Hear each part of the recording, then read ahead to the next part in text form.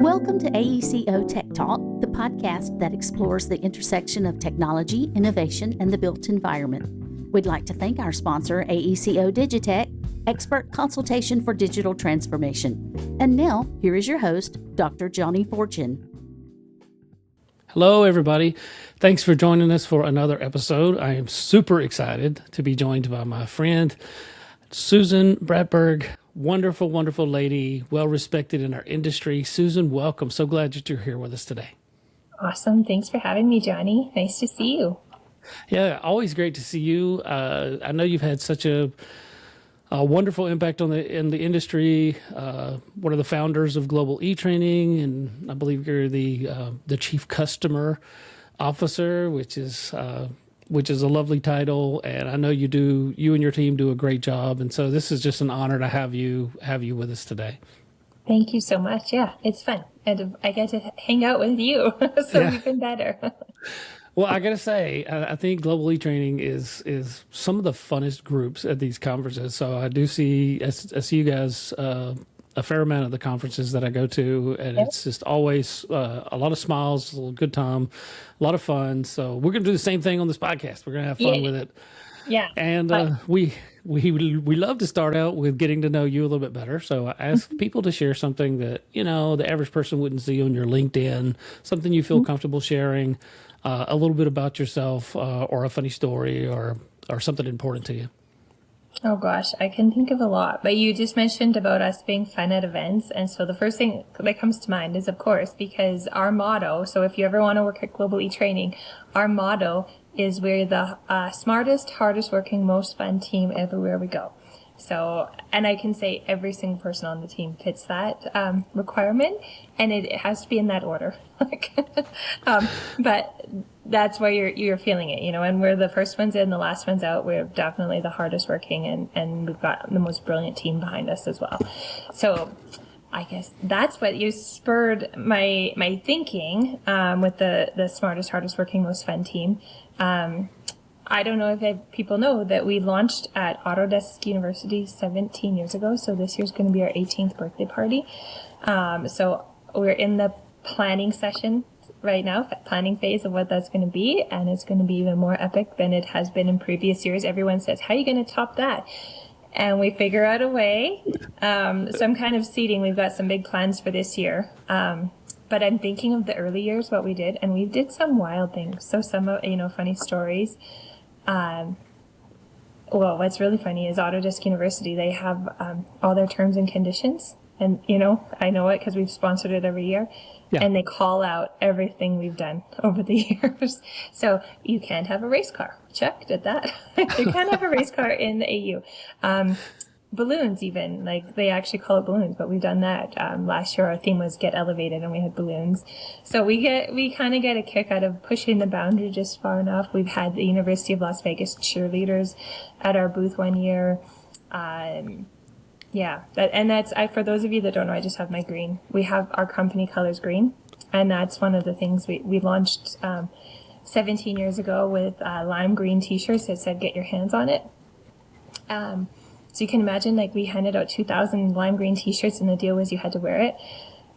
So it was this sea of green. So 17 years later, we still have to wear green everywhere we go.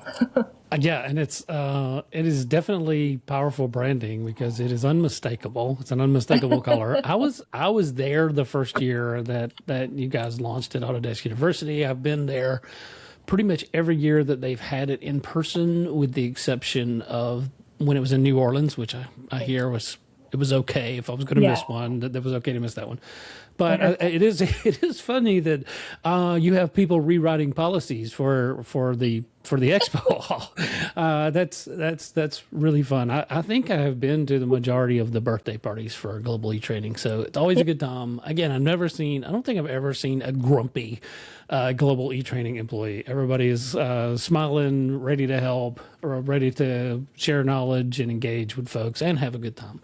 That's awesome. So it's fantastic. And of course, I have a background myself in education and training and performance improvement. So I really appreciate it. I remember you guys like were launched and this was, this was definitely well before a lot of remote instruction had really taken hold throughout academia and definitely in professional settings. So it's pretty incredible, like the vision that you had and how you launched this and making it available online. It's a great story. And so I'd love for you to share like some of your personal history, some of your journey, like how you got started, what was the vision originally for this, and how you got it going and built it into this, this global offering that we have today. Yeah, well, I always appreciate your insight because you have that perspective, the learning and development expertise, like, your PhD, so we get a lot of good feedback, but it's a lot deeper with you. And it's really validating with someone from your expertise sees all of the, the thought behind our platform. So we have a background also in education. My family has run education companies. That's what I grew up in, is in the education industry. So my very first job was building computer desks for the school, so, with the drill. So I'm really good at building desks. That was my first job, and handing out flyers and running open houses and graduations. So I grew up kind of in this industry. And one of our colleges is still running today. It's called Digital School. It's the Alberta School of Drafting, and then changed its name to Digital School. And that is really the start of that deep partnership that we've had with Autodesk. So Digital School is the first ATC in Canada, also the first college in Canada to be licensed for online delivery. So we've got these deep roots. So like the Alberta School of Drafting is like over 40 years old. So before my time, people are like, how do you run a 40-year-old company? Like, yeah, I look good, don't I? Yeah, right. But it is 40 years old. And then even if you want to go way back, education's just in our blood. You go back to Alberta, where we're from. We're a Canadian company, from Alberta in the Rocky Mountains. And, the very first one-room schoolhouses, my great-grandfather set up the one-room schoolhouses. My grandmother taught in the one-room schoolhouses with the apple boxes and the orange boxes. And she got her degree as a grandmother, which is amazing. So education's just been important to my family. My mom is a teacher, and she has her master's in individualized learning. So again, I grew up with this. When we were writing curriculum for the city of Calgary, and I was writing this curriculum, and I said to my mom, how do I even know how to write curriculum? My background is in business. I'm like, how do I know curriculum? And she said, well, any daughter of mine better know how to write a curriculum, Right. So I didn't realize how deep it was, but it really and truly is in our blood. So we've got these deep education roots. And then, I think with that digital school background, the merging of, education, online training, and the AEC industry, like, everything. We've trained people everywhere from, drafting. We still have the old drafting tables all the way through CAD and through BIM. And now here we are in the AI era where, we're leading the change through all of these evolutions that the industry's seen. That's interesting. I mean, I kind of had a microcosm of that because the firms I've worked at, I've worked at firms that was still hand drafting and then helping them, convert their workflow to from hand drafting to CAD and then vertical CAD and then Revit and then Navisworks and all the pieces that have come along and now some AI components. What I really appreciate about your story is like you're always very passionate about helping people learn, helping people upskill. And I can see that is it's not just a business for you. Like it has deep roots to your family, to your heritage, and to what you've always been around. And I appreciate that because I see a lot of people in business and they're just like, okay, I'm just wanting to launch a business and then kind of get it successful and then sell. And then I'm going to go launch another idea, and there's certainly a place. And I respect and admire entrepreneurs. That's, I don't necessarily have that same skill set, but I do really appreciate the fact that, you have the background, you have the heritage, and you have the passion, that's really been a key factor, I think, in your success and the impact on the industry. So your passion is apparent. And can you just talk about that? How like I'm sure with this company and being a global company, there's been challenges along your journey, but how has your passion really just kind of help keep you driving forward, even during times where it may have been difficult? Yeah, thanks. Well, I think it's that entrepreneurial spirit. So I talked about our education background. We also have a farming background. So I grew up on a farm. I live in the mountains now, but you look, it's central Alberta. That's where we're from. It's a really hardworking mentality that is also what we grow up. The expression, you make hay when the sun shines. So Right. we that is like part of our culture, and hardworking perspective. So you just have to make do. And so all my family, they all run farms, and they're very enterprising, very hardworking. You never give up. So we've got that in us as well. And my dad is a serial entrepreneur as well. So it's in our family. I'll be honest, I've never had a job. I did have one job.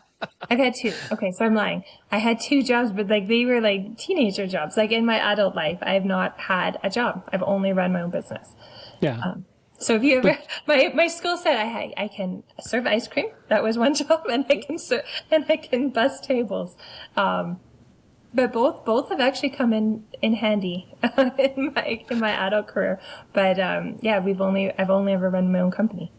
Yeah, well, I can imagine like the serving ice cream, obviously the interaction with customers and the public, right? Yeah, so definitely you can you gather skills from that. I actually worked in a restaurant when I was about 14. Cool. Yeah, so for several years I worked in a restaurant when I was a teenager. I think it's such a good way to build a lot of skills and learn how to work with people. So I always think that's great bonus on a resume when I'm reviewing resumes. But long story short, I don't know anything other than being an entrepreneur. Yeah, for sure. Well, so for our audience, just to not confuse, not having a job is not the same as not working. You've definitely worked very hard at this, and I can imagine some very long hours at times to promote this vision and helping it grow. Can you, just curious, can you, and you mentioned ATC earlier for our audience that may not know what that is, the Autodesk Training Center, right? ATC, Autodesk Authorized Training Center. So that's our first Autodesk partnership that we've had, and we've had that in place for about 40 years, which is crazy. Yeah. That's fantastic. So you've seen a lot of things change over the last, what do you say, you're going to be, Global eTraining is going to be 17 years old or 18th? So this year's our 18th. Okay. Mm-hmm. So over almost 2 decades, you've seen a lot happening with this industry, right? Mm-hmm.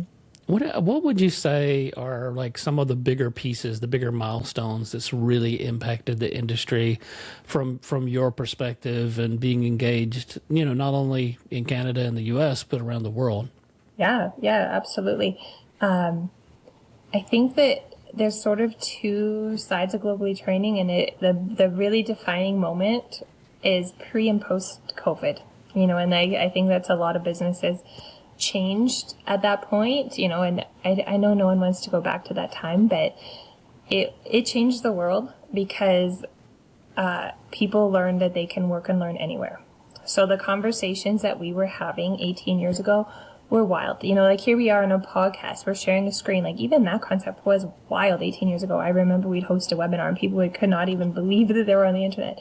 And then the concept of online training, like, wait, I can learn online. It was a wild concept. So we spend a lot of time educating the industry of what the possibilities are. And it's that technology adoption curve. We were early in that curve. So the innovative people and companies loved us. And then COVID happened, and there was a shift. And it was a global case study. And of course, like a lot of dire, circumstances around it. But on the technology front, it changed the world that people embraced online. And so that's where we never had that conversation of, does online training work? It's just a given. It's a must-have now. It's not, and then you compound that now we're seeing, like, technology's always been changing quickly, but with AI now, it has accelerated it. So we've got like these pivotal moments COVID changed the trajectory of our business, and now AI has just accelerated it. And so it's an exciting time. Yeah. But it's kind of a new business. And so our business has shifted as well. That before that, we were really an e-learning company that had a platform with e-learning content. Now we've transformed, and we are a technology company. So that's pretty neat. And we have 2 patents and another one pending right now. So we're a true technology company. So we're an AI-powered digital adoption platform, not just like a e-learning company. Yeah, I think that's also, I mean, it's an important distinction. So you mentioned the pandemic, and so during that time, and I remember like a lot in academia, and in K through 12, that there was what we would refer to as emergency remote learning, right? It was not necessarily well thought out. Or well planned. People were doing the best that they could.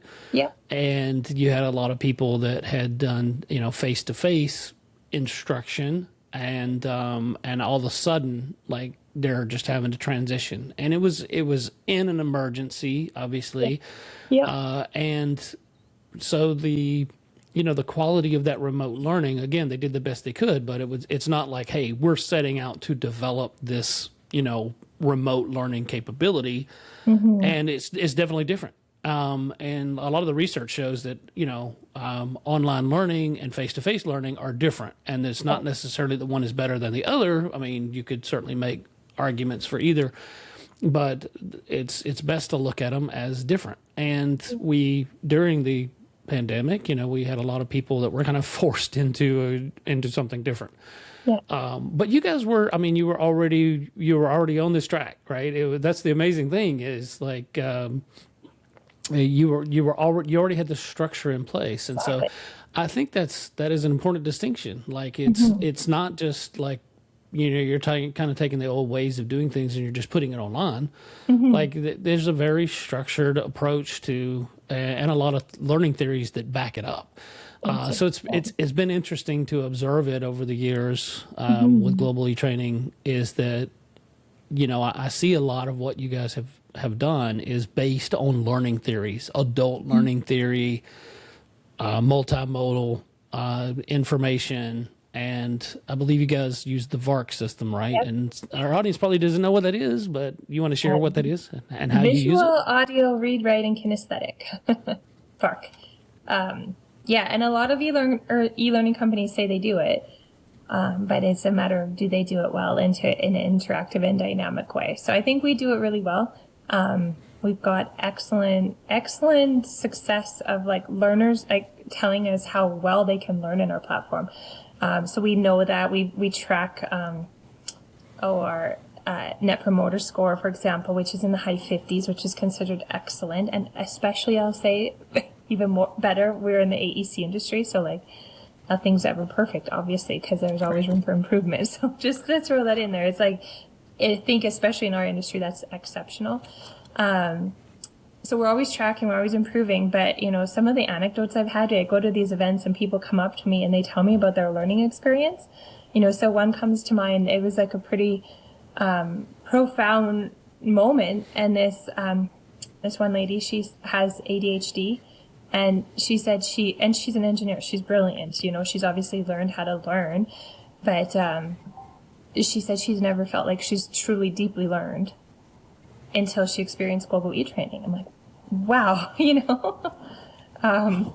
it's because you can watch, you can listen, you can try, you can test your competencies, you can get instant feedback, and you go at your own time and pace in your own preference and the way that you learn and absorb information. So. There's, like, anecdotes like that are pretty moving. Yeah. Oh, I mean, I think there's also been some research around learning styles, and I think people have their preferences. It's not that they can't learn through another style. It's just they have their preferred. I will tell you, like for me personally, like I read so much technical content. The last thing I want to do is actually read something else. Totally. Yeah. So I really appreciate like being able to listen to something. I'm more of an audiobook kind of guy because I can like when I'm on the road or something, I can or a plane, I can listen to it, and I'm allowing my eyes to rest because I'm always reading technical content and always doing other things with screens. So I appreciate things like your system where you're able to say, okay, well, today I feel like reading, I'll read it. I would rather listen to it, so I can listen to it or I can watch it or I can try it. And I think that's just fantastic to give people options. It's the same content in different ways that it's delivered, but it gives people the opportunity to basically learn on not only in their own pace, but in their preferred style. So, I mean, it's a wonderful solution. Wonderful. Yeah. Well, thank you, Johnny. That means a lot. And especially, as I said, like a lot coming from you with your expertise, because there's a lot of thought behind it. And, it's built by instructional designers and experts in adult learning and technical training, and then of course we partner with the best subject matter experts on top of that. So it's a platform that really truly works. And then, it does work as standalone e-learning. But my favorite delivery method is blended learning. And so we always recommend if you can do that. And what it does is it elevates any in-person workshops or tutorials or mentoring sessions. And it could be live, or it could be online, like what we are. So it's a combination of synchronous and asynchronous. And we find that, those that say, oh, classroom training is the best. I'm like, it is. But to make it even better is to give, prerequisite training before class, nice consistent curriculum, especially if you've got instructors delivering multiple classes or different instructors trying to deliver the same content. It gives some structure and consistency, and it can elevate the class to be more interactive. So, if the instructor sees like, they're getting the head bobs, they're like, oh, okay, time for an exercise or a video. Yeah. But then in my perspective, the most important is that takeaway tool. So you can have it as a reference tool to refer to, because nobody remembers everything from the classroom. You walk out of the room and you forget half of it. Right. And then as time goes on, you forget more and more. So it's just really great to have it. You can learn and apply. And I think that that's the biggest change right now is immediate skills application. Things are changing so fast in our industry. Like technology is actually a theory. It's called Martek's law. So we've got technology changing at an exponential rate. So you've got like this hockey stick curve for technology changing, and then human capability. If we just keep plugging along it the way we've always done things, we're like a very, a linear slope. And then what you're seeing is the widening gap. So it's called Martek's law. Technology changes quickly and human capability not so fast. So we have this widening gap. We have to change our ways. So I feel like we're able to do that. We keep everything always up to date. So that's one of our technology features that is patented, that we can update it, everything as technology changes, as workflows change, which is not just like annually, it changes daily, weekly, monthly. Like it always, so we can update one version and all versions are always up to date. And so then what happens when you always have up-to-date content is your source of truth, and you can use it as a reference tool that you can do actual, like when people talk about just-in-time training, that's what it is. It's just in time. You learn it and apply it on a real project in real time. Like spend 5 minutes to learn it and apply it. And again, we've got all these anecdotes. Someone came up and said, if it wasn't for global eTraining, like I would have, they spent their 5 minutes, they did their little tutorial, and that one little tutorial saved them 50 hours on their project. So wow, yeah, it's huge. Yeah, definitely. And I will say though that I've got some experience as an adjunct, so I've taught at some college levels as well as university, and sometimes taking on too much adjunct, there's a lot. But I will tell you, I've had several instances where I'm told beforehand, I'm not going to name any names here, but I'm told beforehand, hey, the data set's there. Like, all you got to do is teach it. It's got and then there's been a few cases where I'm like, there's nothing. Like, I have to build the course. And I've gone through a few semesters doing that, where I'm basically building the course, a week or two before the students are actually getting to that. And so I will say that, like, really good instructional design is not necessarily that easy, right? But I'm excited about one of the things you guys unveiled recently, which is a your generator.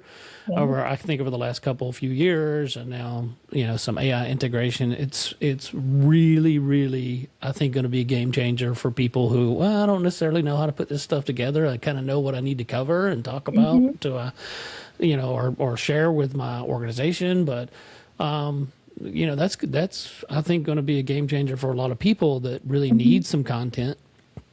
And now they're able to create it a little bit faster, and they got basically an expert alongside to help them. Yeah, I couldn't have said it better. Yeah, it's not easy to create it by yourself. It takes a lot of planning. It takes a lot of discipline, and but yeah, I'm excited about technology helping us do that better. It still gets it wrong sometimes. We're dealing with AI. It's not perfect, right? But definitely, I'm excited about being able to use it to make these practical things in our lives and what we need to do in our organization to make things better. Yeah. And the generator, that's our patented technology I was referring to. So it's and then we've got various features patented in that, but it's a cloud-based rapid course builder with AI powered course creation built in. So it's 10 times faster to build content in the generator than any other platform, which is amazing. I presume it's like it's trained specifically on instructional design type theories. Yeah, it was built right? by It's not just your run-of-the-mill, LLM that's just going to spit out stuff that may not be in context, right? Yeah, it is trained, and we've formatted it, so it's template based. You don't need to be an instructional designer or a graphic designer to make beautiful high-end training. It's basically intended as a knowledge capture tool. You take what you know and you put it in and into the format. You can also repurpose existing material. So if you've got PowerPoints or PDFs or videos, put it into the generator rather than just put it onto a virtual bookshelf somewhere. Yeah. And then you don't know who looks at it. You don't know who knows what. You can put it into this format, add additional content, have AI add additional content. And by the way, you mentioned AI. You can always edit it. You're always the boss, but let it do a lot of the heavy lifting for you. We have auto narration. We have auto translation. You can translate to any language. So it takes on a lot of the heavy work to build a course. You can repurpose material, build from scratch, use AI. Yeah. And then keep it up to date. So if you have an update, you want to change your video, you want to add additional content, you just hit republish and it's instant. All versions of all courses across all platforms. So it's an awesome tool. What I love about it though is we have an education background, but we are learning from the built environment. So I call it BIM for course building. Because it's yeah, it is. It's cloud-based and collaborative. You're working together in real time, and then you've got different building blocks that you can just repurpose. Yeah, that's fantastic. Well, yeah, I know you and I, maybe some other people I've talked with at Globally Training, I've tossed around the idea that one of these days I'm going to do some content and I know. submit it, get it up on your platform. Yeah. Now I don't have any excuses. Now that I got AI assistant has always been man just finding the time to do it. So I'm gonna have to give it a go. I tell you what though, I do have a goal here. We're ending up the early part of this year. I have a goal by the end of 2026. I will have at least one course on Globally Training. And you know what? All you lovely listeners can call me out on it if I don't get it there. And you can too, Susan. Okay. All right. So I'm giving myself a goal. I'm on record that I'm going to try to do it this year. Get basically at least one course put together and get it on your system. I can't wait. Okay. Well, so let's talk about, I know we've talked a little bit about AI, but we obviously, we are facing a lot of challenges with our industry. I know there's been several research reports. One of the biggest and alarming ones is, by 2031, approximately 40-ish% of our workforce is expected to retire. That really leads to a lot of things like, okay, well, we need to be able, to upskill. We need to be able to use technology better. We need to have better data for robotics, et cetera, et cetera. And then with every change, there's almost always this training or learning component. And so I'm just curious, what do you see are the biggest challenges or opportunities in our industry? And then kind of a follow-up to that, how is that shaping what you're doing at Global eTraining and in your business to really meet that need? Yeah. Well, I think it's becoming more critical every day. I mentioned the rapid pace of technological change, so that's one factor. But what you mentioned, when you're taking this deep expertise and they're retiring, also at a very rapid pace, that compounds that widening gap. So we need to, one, keep everybody up to speed on the technology, on the workflows, on the onboarding and the best practices, but also this deep expertise that these organizations have. So that's where we've been able to partner with some companies and use our tool, the generator. It is a knowledge capture tool, capture some of that expertise, and it's really neat. It's a really neat legacy project. And yeah, also rewarding because, as people are leaving, they need, it is important knowledge that you need to capture before they're gone. And so what we've seen work is we partner, people that are retiring with new, interns or new people, early in their career. And it is a really cool collaborative project to capture the knowledge in the generator. Oh, that's interesting. And it's sort of like to teach us to learn. Maybe like the earlier career person might do some of the heavy lifting of the compilation of the work, but they basically interview, what their mentor. Like it's a mentorship program, really, is what it is. But it's captured and to be scalable and trackable.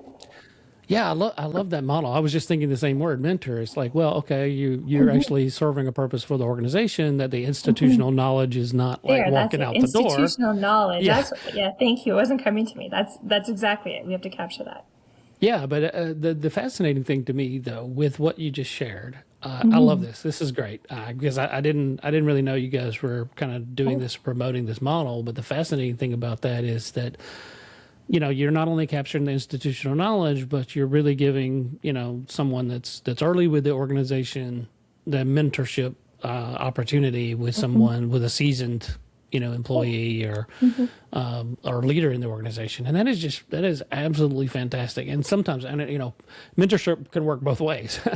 Some people are going to be retiring, but maybe they don't have the technology skills, and they can really learn a lot from this, younger generation, of digital natives, right? That they've had technology and digital technologies their entire life, and with all their devices. So that is really an interesting model, and it's proven to be a very effective model, with mentorship. And I love the fact that it's not just the older lady in the company. This is going to retire in a couple of years, teaching the younger guy or the younger lady these different pieces, but it's also capturing it, right? I mean, it's like it is capturing it in a system that other people can glean from it. That's fantastic. I love it. That's great. Yeah. It's amazing to see what our customers are doing with our technology. Like so once we released AI in our tool, in the generator, so that's coming up. At AU, it will be about 2 years that we've had this. But in the first year that we had the AI-powered course creation, our customers built more training in 1 year than they had in the previous 10 years combined. Wow. So it's just unlocked the power of what they can do. Yeah, that's incredible. Well, we only have a few minutes left together, but I did want to ask you a question that first of all, I think whether you want to be or not, you're a role model in this industry. You have made such a huge splash in an industry that has been historically male dominated, and you have had an incredible successful run, nearly 2 decades. And it's really been interesting and fantastic to watch. But I think there's a lot of people that really could learn some some things from you, myself included. So what would you say, like, what are some of the suggestions you have for what's like the key ingredients to your success, that you utilize to follow your passion and your vision, and how can we get that translated to other people?